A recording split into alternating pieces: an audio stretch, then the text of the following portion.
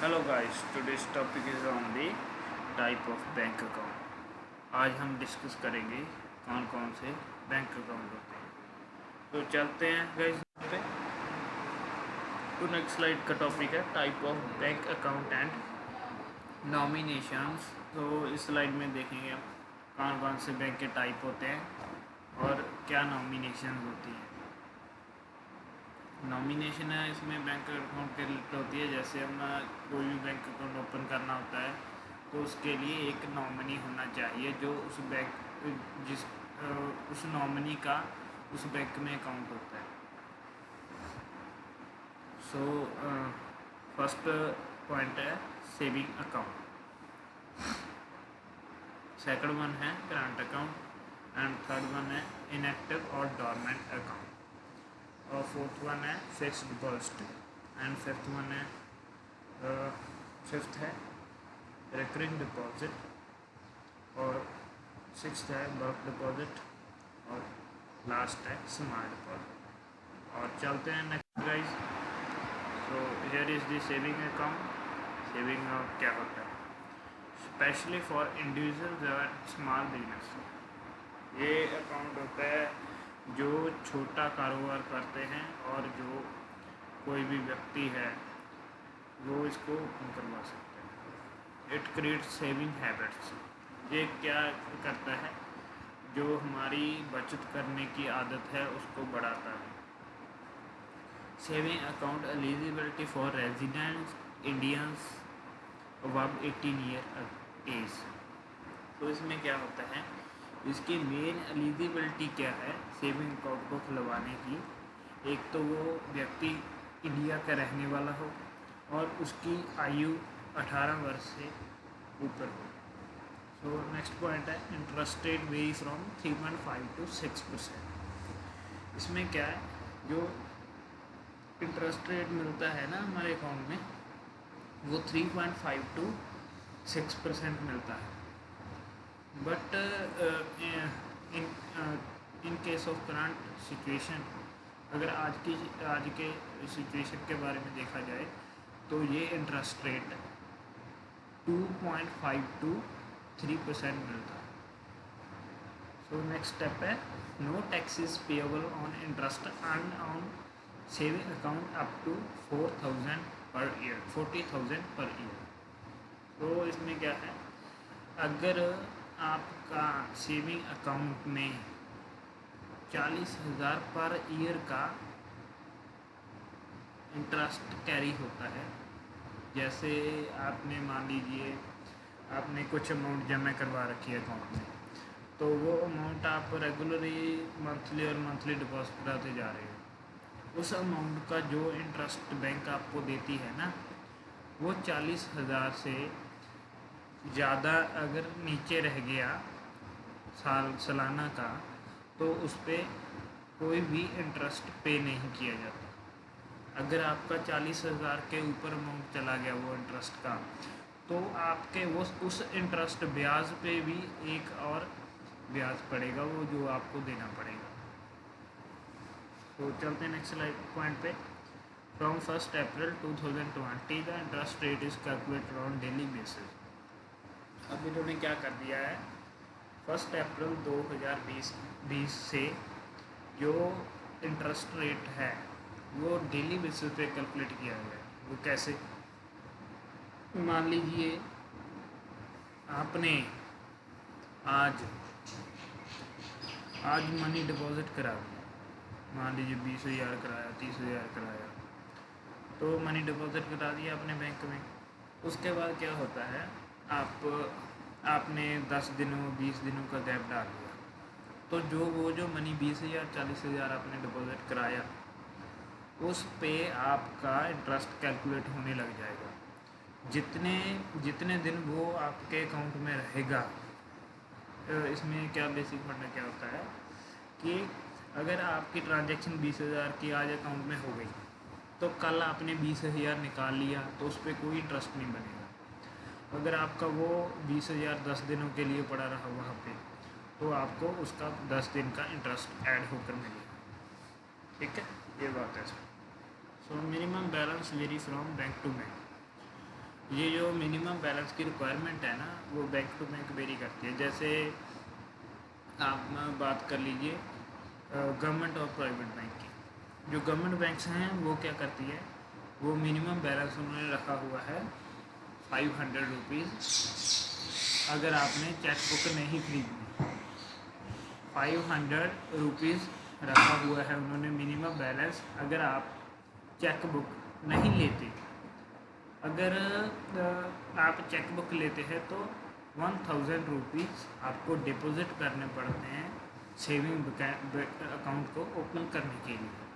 सो ऐसे ही private sector में देखते हैं क्या, अगर आप प्राइवेट सेक्टर बैंक की बात करें तो उसमें क्या होता है, उनकी अलग अलग से लिमिट बनाई हुई हैं। जैसे किसी बैंक में आप देख लीजिए, वो बोलते हैं कि इनिशियल अमाउंट हमें 2000 चाहिए, 2000 रुपये अगर आप जमा करवाओगे तो आपका सेविंग अकाउंट खुलेगा।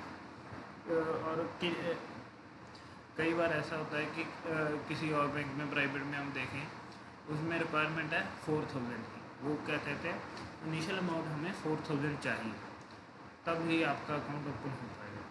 तो चलते नेक्स्ट स्लाइड। तो ये है हमारा करंट अकाउंट। करंट अकाउंट में बेसिकली क्या होता है, करंट अकाउंट मीन्स करंट, जो रनिंग चल रहा है उसको बोलते हैं करंट। इसमें सेविंग्स ऐड नहीं होती गाइस, ये सिंपली जैसे मल्टीपल कंपनीज वो यूज़ करती हैं। इसमें फर्स्ट पॉइंट देखेंगे आप, films and companies are eligible to open current account. जो फिल्म्स होती हैं, फिल्म मान लीजिए जैसे मीडियम बिजनेसमैन हो गए, और कंपनीज हो गई जो कंपनीज कुछ भी मैन्युफैक्चर करती हैं, जैसे वो इसके लिए एलिजिबल होती है इस अकाउंट को खुलवाने के लिए। और सेकंड पॉइंट है, normally firms, companies, trust, associations of person can open then current account carries no interest on deposit.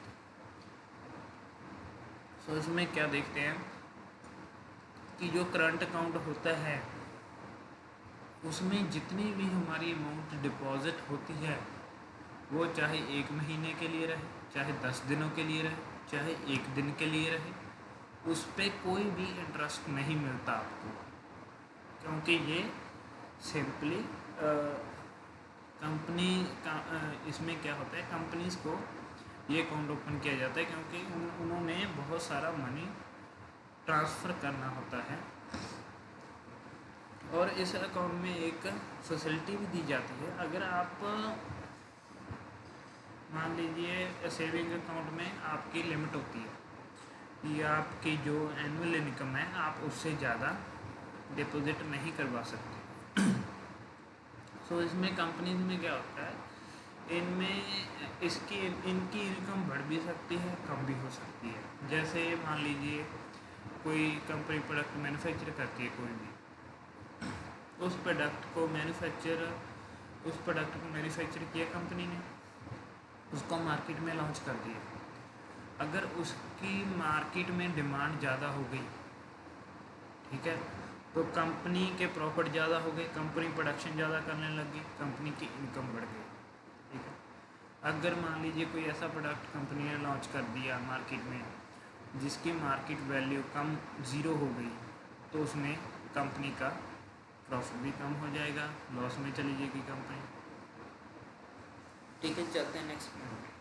Bank will charge service charge to account holder. जो बैंक के नॉर्मल चार्जेस होते हैं वो इस अकाउंट होल्डर में भी charge करती है। जैसे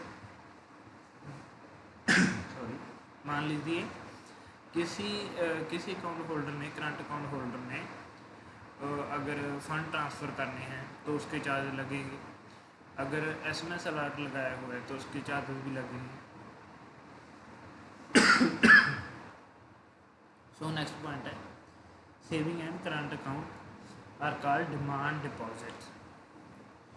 सो ये दोनों अकाउंट का कंपैरिजन किया गया है। सेविंग एंड करंट अकाउंट दोनों को डिमांड डिपॉजिट कहा गया है। वो कैसे, ये देखिए, अगर आप कहते हो हमने ये 20,000 रुपया डिपॉजिट करना है, तो वो आपकी डिमांड होगी ना। कोई बैंक थोड़ी ना आपको बोल रहा है हाँ जी आओ हमें आप पैसा यहाँ पे आपका अकाउंट चल रहा है आप डिपॉजिट करवाओ, वो बात नहीं है ना। तो उसे डिमांड डिपॉजिट कहते हैं। We can withdraw money at any time. तो अब जो अकाउंट हैं इनमें से हम कभी भी अपनी इच्छा से मनी विड्रा करा सकते हैं। विड्रा का मतलब होता है निकालना। कभी भी हम बैंक में जाकर अपनी मनी ले सकते हैं हाँ, जब हमें ज़रूरत पड़े। तो चलते हैं घर पे। So here is the CASA ratio. CASA ratio क्या होती है? Ratio of deposits in the form of current and saving account to the total deposit. तो कासा रेशो क्या है? Deposits in current and saving account, जो आपने रुपया current और सेविंग अकाउंट में डिपॉजिट करवाया है ओवर उसका टोटल डिपॉजिट। जैसे मान लीजिए एक बंदे के 2 अकाउंट हैं, एक सेविंग है एक करंट है। उसने मान लीजिए 5 लाख रुपया सेविंग में डिपॉजिट कराया, ठीक है, 10 लाख उसने करंट में करा दिया, तो 15 लाख हो गया और उसका टोटल डिपॉजिट अंडर में हो गया, ठीक है। तो कासा रेशो निकलेंगे। Kasa ratio should be more than 40% for banks. Bank के लिए ये कासा रेशो हमेशा 40% से ज़्यादा रहती है। चलते हैं नेक्स्ट। सो नेक्स्ट स्लाइड है इनएक्टिव और डोरमेंट अकाउंट की। इनएक्टिव और डोरमेंट अकाउंट कौन कौन से होते हैं इसको हम फर्दर डिस्कस करेंगे। हाँ जी, पहला पॉइंट है इफ करंट और saving account holder has dot done any transaction for more then 12 months. इसमें क्या है, अगर कोई भी व्यक्ति है कि किसी का सेविंग अकाउंट है और करंट अकाउंट है, अगर वो अकाउंट के एक्टिवेट होने के इन बिटवीन, मान लीजिए एक्टिवेट होने के बाद 12 महीने तक कोई भी ट्रांजेक्शन नहीं करता। ट्रांजेक्शन मतलब ना तो वो उसने पैसा जमा करवाया, एक बार जितना करवा दिया वही रहा, ना तो उसने पैसा जमा कराया ना कोई निकाला, तो उसमें इसको क्लासीफाई किया जाएगा इनएक्टिव अकाउंट में। तो इसे बैंक बोल देती है ये इनएक्टिव अकाउंट है, जो अकाउंट होल्डर है वो इसको यूज़ नहीं कर रहा। सो नेक्स्ट पॉइंट है if you don't do any transaction for 24 months then it will be classified as dormant account. अगर आप अपने अकाउंट में 24 मंथ तक, 24 महीनों तक कोई भी ट्रांजेक्शन नहीं करते, ना ही डिपॉजिट कराते हो मनी, ना ही विड्रा कराते हो, तो इस अकाउंट को बैंक वाले डोरमेंट अकाउंट कह देते हैं कि ये अकाउंट यूज़ नहीं हुआ गया और ये अकाउंट फ्रीज भी हो जाता है। सो नेक्स्ट है such deposits that are unclaimed for more than 10 years are to be transfer to RBI। So इसमें क्या है, मान लीजिए किसी का सेविंग अकाउंट चल रहा है, तो उसने मान लीजिए 3 लाख रुपया डिपॉजिट करा रखा है, बट उसने क्या किया कि 10 साल के बाद उसने इस रुपये को ना ही छेड़ा है, ठीक है, ना ही उसने इसमें कुछ डिपॉजिट कराया है, ना ही कुछ निकाला है। तो इसमें क्या होता है, बैंक ये सोच लेते हैं कि ये ओनर या तो मिसिंग है या कुछ और है, ठीक है, तो वो ये सारे रुपये RBI को ट्रांसफ़र कर देती है, RBI के अकाउंट में ट्रांसफ़र हो जाता है। सो इसमें क्या ट्रांसफ़र हो जाता है, तो इसका मतलब सारा अकाउंट होल्डर का डाटा RBI को चला गया, उसकी मनी चली गई। सो नेक्स्ट पॉइंट है RBI use this account for depositor education awareness fund DEAF aim to educate the depositor. इसमें क्या होता है, जो अगर आप देखिए लास्ट पॉइंट में RBI को ये पैसा चला गया था, तो RBI इस पैसे का क्या करती है, वो एक DEF है जो डिपॉजिटर एजुकेशन अवेयरनेस फंड है उसमें इसको इम्प्लीमेंट करती है, उसमें इसको डोनेट कर देती है फॉर द बेटर एजुकेशन, बहुत एजुकेशन के लिए। सो नेक्स्ट है फिक्स्ड डिपॉजिट। अब देखिए फिक्स्ड डिपॉजिट में क्या होता है। फिक्स्ड डिपॉजिट को हम शॉर्ट फॉर्म में बोलते हैं एफडी। इसके बारे में आपको पता ही होगा, चलो कोई बात नहीं, मैं बता देता हूँ थोड़ा सा। Account can be open for a tenure ranging from 7 day to 10 year। इसमें क्या होता है, जो इसका अकाउंट ओपन होता है, टेनर रेंजिंग होती है, मीन्स जो बाल अवस्था होती है ना, बाल अवस्था जैसे हम रेंज बोलते हैं 2 ईयर से 10 ईयर तक, ये टीनर रेंज होती है। तो इसमें क्या आता है, फ्रॉम 7 दिन से 10 साल तक ये रेंज है। और इसमें एफडी करवा सकते हैं, जो उसके बच्चे के पेरेंट्स होते हैं वो एफडी ओपन करवा सकते हैं। सो नेक्स्ट पॉइंट है, if deposits are rate 2 crore और more than come under bulk deposit and interest में विल फॉलो। अब आप देखिए, अगर एक डिपॉजिटर अपनी एफडी 2 करोड़ और उससे ज़्यादा करवाता है तो बैंक इसे मानती है बल्क डिपॉजिट। बल्क डिपॉजिट होता है कि बहुत ज़्यादा अमाउंट डिपॉजिट हुई, तो इस पर इंटरेस्ट रेट होता है जो ज़्यादा हो जाता है अमाउंट के अकॉर्डिंग। सो नेक्स्ट पॉइंट है, interest will be paid at contracted rate for the agreed deposit, agreed period, sorry. Interest rate will be paid at contracted rate for the agreed period. जो इसमें क्या होता है, जो bank आपके साथ agreement करती है कि आपकी एफडी 1 ईयर की है, 2 की है, 3 की है, 4 की है, 5 ईयर की है, उसके अंडर ही आपको जो इंटरेस्ट रेट है वो मिलता है। सो नेक्स्ट पॉइंट है, loan facility is available up to 90% of outstanding principal and accrued interest.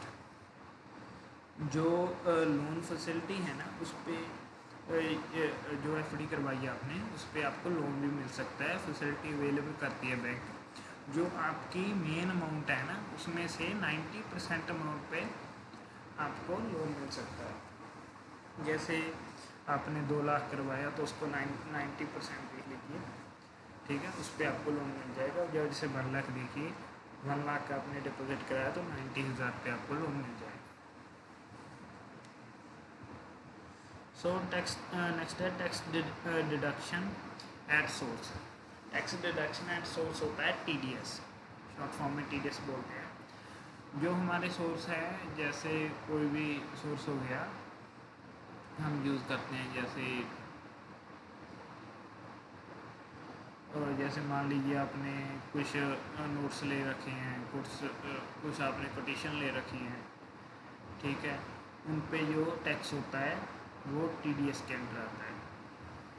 Will B insured by the bank if interest income is more than 40% in a financial year. तो देखिए, इसमें एक बात और आ गई, जो आपने बैंक में अमाउंट डिपॉजिट करवाई, ठीक है, उस पे जो इंटरेस्ट बना, उसकी इनकम अगर 40,000 से ज़्यादा चली गई तो उस पर आपको इंटरेस्ट टैक्स लगेगा। उस टैक्स को भी बोलते हैं टैक्स, उस टैक्स को बोलते हैं टीडीएस। जैसे मान लीजिए आपने अमाउंट डिपॉजिट कराई है, ठीक है, उस पर इंटरेस्ट लग गया उसके आपको, ठीक है, आपकी इनकम बन गई उस पर। अगर वो इंटरेस्ट 40,000 से ज़्यादा चला गया, ठीक है, 40,000 से ज़्यादा चला गया, तो वो जो 40,000 है वो आपका सोर्स हो गया ना, इनकम का सोर्स हो गया, एक्स्ट्रा सोर्स। सो उस पर ये टैक्स डिडक्ट होता है। नेक्स्ट पॉइंट है, interest rate should B not be based on quantum of money deposit. So quantum of money क्या है, मनी को डिपॉजिट कराया, जो इंटरेस्ट रेट है वो क्वांटम ऑफ मनी के ऊपर नहीं डिपॉजिट करता जो आप मनी डिपॉजिट करवाते हो। जैसे आपने मनी एक दिन डिपॉजिट कराई, दूसरे दिन आपने निकलवा ली, वो इंटरेस्ट रेट उस पर नहीं लगेगा। Interest rate should be based on tenure only. Means interest rate होता है जो सिर्फ एक लिमिटेड टाइम से शुरू होता है और उस पर ही लगता है। चलिए नेक्स्ट स्लाइड पे चलते हैं। सो नेक्स्ट स्लाइड है हमारी रिकरिंग डिपॉजिट की। रिकरिंग डिपॉजिट को शॉर्ट में हम आरडी भी बोलते हैं। आरडी बैंक्स में भी होती है, पोस्ट ऑफिस में भी होती है। इनका आरडी का क्या होता है, इसमें जो इंटरेस्ट मिलता है हमें वो एफडी से ज़्यादा होता है। तो चलते हैं फर्स्ट पॉइंट पे। Most of the features like fixed deposit. जो मोस्ट ऑफ फीचर हैं इसके, कुछ ज़्यादातर जो इसमें सिमिलैरिटीज़ हैं वो एफडी के रिलेटेड ही।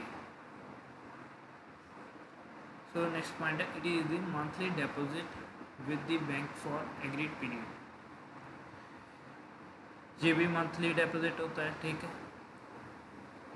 मंथली डिपॉजिट होता है बैंक में, और जो आपने एग्रीमेंट किया है ये मंथली डिपॉजिट होता है, और एग्रीमेंट पीरियड होता है इसका। जैसे मान लीजिए 1 ईयर है, 2 ईयर है, 3 ईयर है, 4 है, 5 है, 10 है, ये 10 ईयर तक भी चला जाता है। सो इसमें क्या होता है, हम कुछ अमाउंट ले लेते हैं, इनिशियल अमाउंट जो हमें पे करनी होती है मंथली। जैसे आपने इनिशियल पेमेंट ले ली 1000 रुपये ले ली, तो आप 1000 से इसको डिपॉजिट करने लग जाए। तो कई बैंक ऐसी होती हैं जिनका ये इनिशियल अमाउंट ज़्यादा होता है, जैसे 3000 भी होता है, 4000 भी होता है। तो थर्ड पॉइंट पे चलते हैं।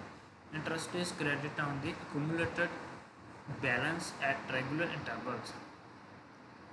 सो इसका जो इंटरेस्ट क्रेडिट होता है ना, इंटरेस्ट आपको मिलता है वो आपके बैलेंस के ऊपर वेरी करता है। जैसे मान लीजिए आपने एक मंथ में 2000 डिपॉजिट कराए, सेकंड मंथ आ गया 2000 आ गए, 4000 हो गया ना, 4000 का आपको वो इंटरेस्ट मिलेगा। ऐसे ये कंपाउंड होता जाता है। It is design for small savers to save regularly. ये मेनली डिज़ाइन किया गया है जो स्मॉल सेवर हैं, ये जो थोड़े थोड़े पैसे जमा करके करते हैं कि ऑन दी डेली बेसिस, रोज़ाना जमा करते हैं लोग। जैसे मान लीजिए आपका ये पॉकेट मनी है, मान लीजिए 500 रुपीज़ है, तो आप उसमें 50 रुपीज़ डेली सेव करते हो, तो वो आपकी स्मॉल सेविंग होगी। सो नेक्स्ट पॉइंट है, maximum period is normally 120 months. जो इसका मैक्सिमम पीरियड होता है 120 महीने होता है। तो अगर हम देखें एक साल में कितने होते हैं, 12 मंथ होते हैं, तो ये हो गया 10 साल का पीरियड। तो चलते हैं next slide. That is the bulk deposit. Bulk deposit क्या होता है, पहले भी हमने डिस्कस किया था प्रीवियस स्लाइड्स में कि बल्क डिपॉजिट होता है जो हम डिपॉजिट कराते हैं बहुत ही ज़्यादा अमाउंट में, जैसे 2 करोड़ से ऊपर हो गया, और जहाँ 2 करोड़ हो गया उसको बोलते हैं बल्क डिपॉजिट। देखिए फर्स्ट पॉइंट में लिखा है, deposit of rate 2 crore and above consist of bulk deposit. जो अमाउंट होती है 2 करोड़ और उससे अबव, उसको बल्क डिपॉजिट बोला जाता है। वो इसके बारे में हमने पीछे पॉइंट में ही पढ़ा है। Interest rate very based on quantum of deposit. So quantum होता है जो एक पीरियड में, जैसे मान लीजिए डेली बेसिस होते हैं, उसमें ये वेरी करता है। So high interest rates, so the cost of fund is high. अगर इंटरेस्ट रेट हाई होंगे तो जो फंड है उसकी कॉस्ट भी ज़्यादा होगी। कैसे, फर्स्ट पॉइंट देखिए, आपने 2 करोड़ डिपॉजिट करवाया, ठीक है, उस पे आपका नॉर्मल इंटरेस्ट तो मिलेगा नहीं, इंटरेस्ट तो हाई मिलेगा। पर अगर आपने अमाउंट भी बल्क में डिपॉजिट करवाई है तो इंटरेस्ट रेट तो जेन्युइन है कि आपको हाई मिलेगी। चलते हैं नेक्स्ट पॉइंट पे। नॉर्मली दीज, सॉरी यहाँ पे मिस्टेक होगी, एक ऐसे नहीं आनी थी। These deposits are obtained from high net worth individual. ये डिपॉजिट जो हाई डिपॉजिट होते हैं ना, ये हाई नेट वर्थ इंडिविजुअल से डिपॉजिट होते हैं। जैसे बहुत बड़ी कंपनीज होती हैं जो, जहाँ बहुत बड़े लेवल पर जो बंदे काम करते हैं, वही इस बल्क अमाउंट को डिपॉजिट करवा पाते हैं। तो चलते हैं नेक्स्ट स्लाइड पे। ये स्लाइड है हमारी नॉमिनेशन फैसिलिटी के रिगार्डिंग। तो देखते हैं इसमें क्या है। Banking companies rules 1985 permit bank to pay dues to nominee in the event of death of depositors without asking for succession certificate, without verifying claim for of legal heirs। जो ये banking company का rule है 1985 का। इसमें क्या कहते हैं ये कि जो मान लीजिए आपने बैंक अकाउंट ओपन करवाया हुआ था, ठीक है, आपके कोई भी व्यक्ति था मान लीजिए, और उसकी सडनली आप उसने अकाउंट ओपन करवा दिया और उसमें नॉमिनी का नाम मेंशन कर दिया आपका, तो सडनली उसकी डेथ हो जाती है, ठीक है। तो वो जो मनी है उस अकाउंट होल्डर की, वो सीधी नॉमिनी को चली जाती है, जिसको उसने नॉमिनी स्टेट किया है, क्योंकि अब वो व्यक्ति तो रहा नहीं, ठीक है। तो बैंक क्या करती है, वो अमाउंट नॉमिनी को शिफ्ट कर देती है। सो नेक्स्ट पॉइंट है, nomination facility is normally available for saving, fixed and recurring deposit accounts. अब देखिए नॉमिनेशन की फैसिलिटी होती है, जो हम नॉमिनेशन चूज़ करते हैं वो कौन कौन से अकाउंट्स में होती है। फर्स्ट हो गया सेविंग अकाउंट में होगी, सेकंड फिक्स अकाउंट में होगी, और थर्ड रिकरिंग डिपॉजिट अकाउंट में होगी। ये तीनों में हम नॉमिनी डिक्लेयर करते हैं। जो करंट अकाउंट का केस है उसमें कुछ केसेस ऐसे हैं जिसमें हम नॉमिनी डिक्लेयर करते हैं, कुछ ऐसे हैं जिसमें नॉमिनी डिक्लेयर नहीं होता। सो ये देखिए next point, for current account depositors it is available only in few cases. जो कुछ ही केसेस हैं उसमें हम नॉमिनी डिक्लेयर कर सकते हैं करंट अकाउंट में। It is advisable to record nominee for any bank transaction. जो ये बैंक होती है वो नॉमिनी के रिकॉर्ड को नॉमिनी को रिकॉर्ड में रखती है, ताकि कोई भी ट्रांजैक्शन हो वो उन बैंक वालों को पता चल जाए। सो नेक्स्ट स्लाइड है स्मॉल अकाउंट की। ये बहुत ही छोटे अकाउंट होते हैं, और देखते हैं इसमें क्या है। इसमें आप देखेंगे कि वो जो गवर्नमेंट की स्कीम चलती है ना कि आप वो अकाउंट खुलवा सकते हैं छोटे अकाउंट, तो ये है। सो फर्स्ट पॉइंट है, when the customer is not able to satisfy KYC so norms, this account has got several restrictions. So KYC आप देखिए बहुत इंपॉर्टेंट है यहाँ पे। KYC होता क्या है? Know your customer. आप अपने कस्टमर को जानने को कहते हैं KYC। KYC बेसिकली बैंक में आप जब कोई भी अकाउंट ओपन करवाते हैं तो बैंक आपसे KYC मांगती है कि आप भाई हो कौन जिसका हम अकाउंट खोल रहे हैं। बैंक हम उस व्यक्ति को जानना चाहती है, ठीक है। जो कस्टमर इस KYC नॉर्म को सेटिस्फाई नहीं करता, जैसे वो KYC की रिक्वायरमेंट को मीट नहीं करता, तो इस अकाउंट में कुछ रिस्ट्रिक्शंस आ जाती है, कुछ लिमिटेड ऑर्डर होंगे, ठीक है। कुछ लिमिट ऑफ मनी डिपॉजिट होगी, विड्रॉल होगी। तो देखते हैं नेक्स्ट पॉइंट में, aggregate all deposit shall not exceed 1 lakh per annum. ये देखिए पहली लिमिट आ गई। जो एग्रीगेट हैं, जो उनकी वो पूंजी है वो डिपॉजिट करवाते हैं एक साल में, वो 1 लाख से ज़्यादा नहीं करवा सकते। 1 लाख तक ही उनकी लिमिट है। सो नेक्स्ट पॉइंट है, aggregate of all withdrawals and transfer in a month shall not exceed 10,000। सो इस पॉइंट में क्या आ गया, जो आपने मनी ट्रांसफ़र की और निकाली, वो मनी 10,000 से ज़्यादा नहीं होनी चाहिए। मनी विड्रॉल और ट्रांसफ़र, ये इसमें ऐसे नहीं बोलना है कि 10,000 हमने विड्रॉ कराई या 10,000 ट्रांसफ़र हो गया, ये 20,000 हो गया, सम होता है इसका, और 10,000 ही होना चाहिए ये।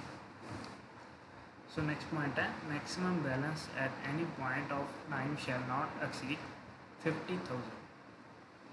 जो इसमें मैक्सिमम बैलेंस होता है ना, वो 50,000 से ज़्यादा नहीं होना चाहिए। वो जो मैक्सिमम बैलेंस होता है ना, इसमें 50,000 से ज़्यादा नहीं होता।